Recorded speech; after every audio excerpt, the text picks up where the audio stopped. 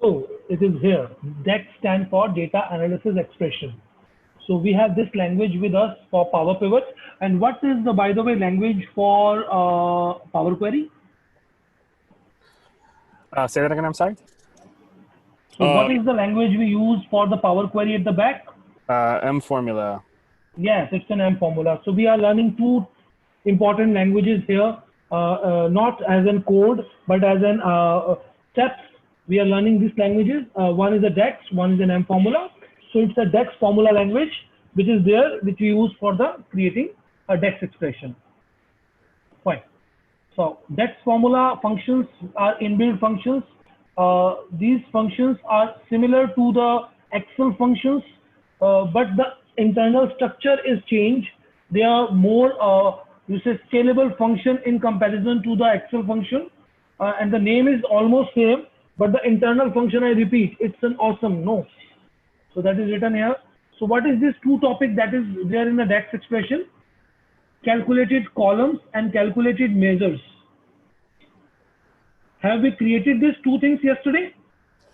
I know we did them yesterday.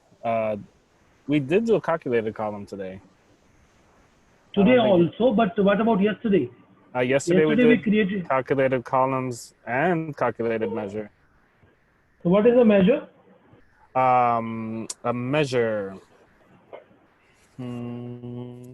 That's like the result of a calculated column, like the summary of a calculated column.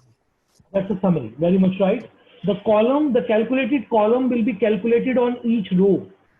I repeat, on each row. Whereas calculated measure will come on either on the entire data set or on a group of data sets. That is called a calculated measure. So we done that. It is similar to that. We discussed this. I share these slides with you so that you can go through this and you will be familiar with the things. That would be great. Yes, sure. I'll share after the session today only. Then we have a calculated measures, which is basically on the other end similar to calculated column. However, it is not occupying the physical memory. The result cannot be seen in the form of a column. It will come on a group of row or the entire data, which is written in the third point. So Excel versus DAX functions. So when I'm talking about an Excel function, they are similar to work with. Like we have a sum function in Excel, here we have a sum function in DAX. So their work is almost similar, but they are working on the table and they are working on the fields. They will do not work on range. I hope you understand the range and table we discussed yesterday. DAX functions.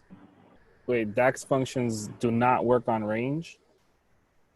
They only work on tables? Yes. Table. Okay, yes. It has to be a table, yeah. Yes. So that is the major difference. That is the similarity and the so not required. Now I come on to the DAX function. We have these category in the DAX functions: table valued, filter, aggregate, time, date and time, information, logical, maths, text, and others. So we have this set. So first of all, we have a DAX function. We have a filter function. I'm going to start today. We have a related function we did yesterday.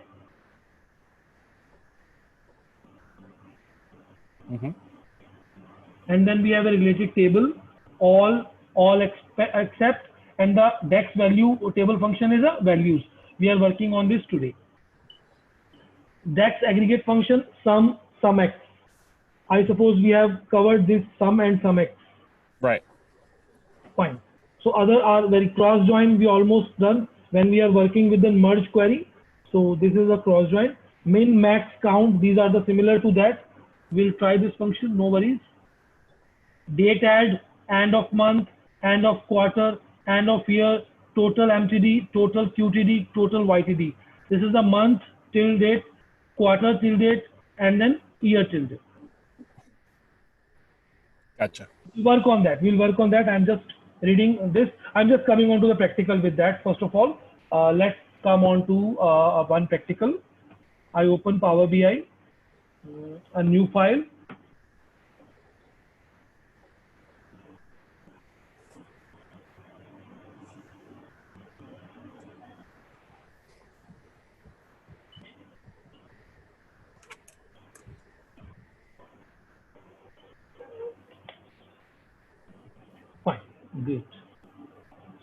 I'll just take any sample file from the data set.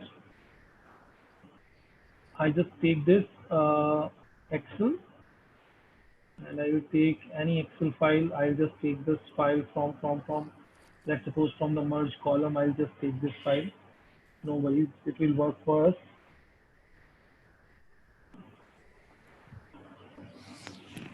I have a data, so this is the data. We do not require to transform, we just load the data.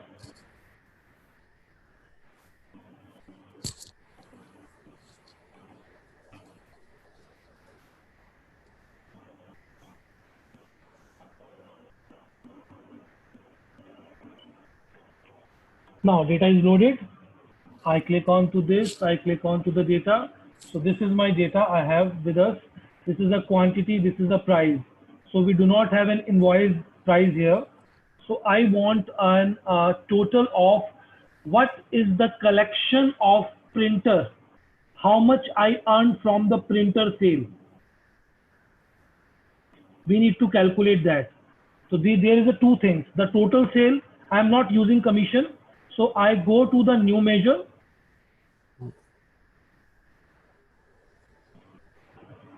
I'm saying I want a total sale first of all.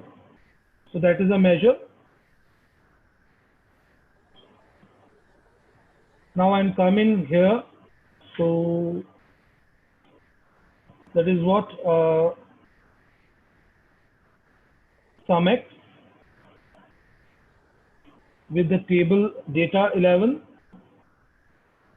What I need to do is price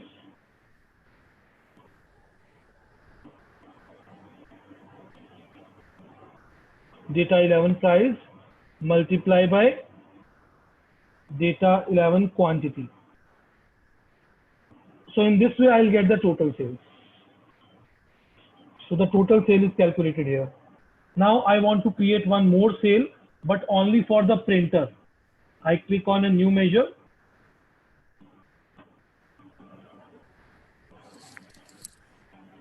I say printer sale. So now I come on to the sum X again. Then I apply a filter because I do not want the all data. I have to say filter one. What table to be filtered? Data 11. On which column to be filtered? That item is equal to printer. So only those data set will come which is fulfilling this requirement. Again, what I need to do? Data 11 price into data 11 quantity. But at that time, not entire data is coming. Only the data which is fulfilling the first requirement of filter is coming there. So that is called a printer sale. So I'll get two measures. One measure is for the total sale. One measure is for the printer sale. How we can check this or how we can present this? I'll go to the Power View. Then I have a card. I take this card first and I put a total sale here. So this is a total sale and I format according to the general value. This is a normal value for the total sale. So this is my total sale. So I add one more card. Here I take the printer sale. Again, in terms of none. So this is the entire is a printer sale. How can we see the all the sale? We have a multi-card option. You can see this multi-row card. I drag that. So better to take it here. So what we take is a data field. I want items and the total sale.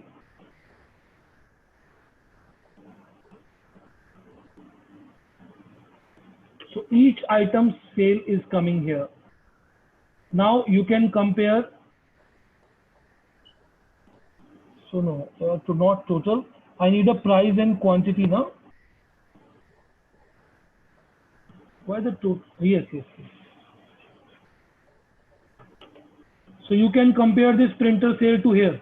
Yes, look at here. You're right. I'm just making it big so that's visible to.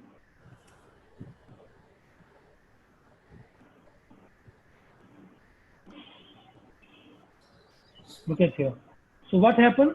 I have already a measure for the printer sale, which is equivalent to this printer sale. You can see that. And this is the total sale actually. And when we are breaking it up, it will come in the breaking it up. So that measure is using with the measure. Similar expression I can create here. I can go to the data. I can create a new measure. I can say max of data 11 price. What is the maximum price of a product? That is a max price. So max price will give you what is the maximum price actually. So max function we can use here. So when you use this max measure, you again need to go there.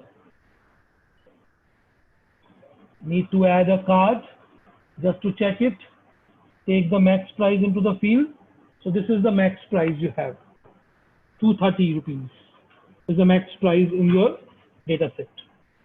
So similarly min, similarly sum, count, these all functions that you work in Excel, these all functions are here available in DAX. I hope you understand, Daniel. Right. Those are the DAX expressions that can be Yes, that is called DAX expression. And that is not much required. Whatever we covered in the session, that is more than enough for you while you are doing a real-time practical. Gotcha. Fine. Now, Power Query is a big tool that you have to work with. And the second thing is this. This is a very, very important. We have to work with each and every type of visualization. So that is the agenda for tomorrow. Tomorrow we are not working on the cleaning of data. We will get the clean data only and we will create a different type of chart. And moreover, what is your experience in chart, Daniel? What is your experience in data presentation? I can't say I have a ton, besides like formal school experience from doing presentations in school. To be honest. What about corporate? What about corporate experience in presentation of the charts? No corporate experience. If I say this is a funnel chart, when to use funnel chart? So do you have this experience? I wouldn't know. No. Okay. Yeah. So no worries. That is very great. When you discuss each and everything with your trainer, no, that will help us a lot to make you. So what I will do, I will work on each and every chart in detail so that you understand which chart to use when. So what is the scenario where we use this chart? What is the scenario when we use this chart? So all these things will work on this. Mm-hmm. So I hope you can practice on this. What we learned today is practice is required to you. Otherwise you will forget everything within 2-3 days. Absolutely. You couldn't have said it better. So because we are taking input so many things, no. So these all things required practice. So sure. So data expressions, that is functions. I will give you a list of that, and Power Query. I will share all the practice examples with you. You have to work on that, and tomorrow I will discuss on that, and maybe the other day we will work on the publishing of the dashboard, securing of the data. For example, we have a security part there. We have a security part here, manage rules, view as. So let's suppose if you want your manager in your company can see all the data, but an executive cannot see all the data. So these type of row level security is available here. Gotcha. So that is a very important, because sometimes we have a crucial data we need to upload on the company's intranet, but we want only the manager can see it. The other designation people are not able to see this. Gotcha. So these type of things we will discuss after the presentation. So tomorrow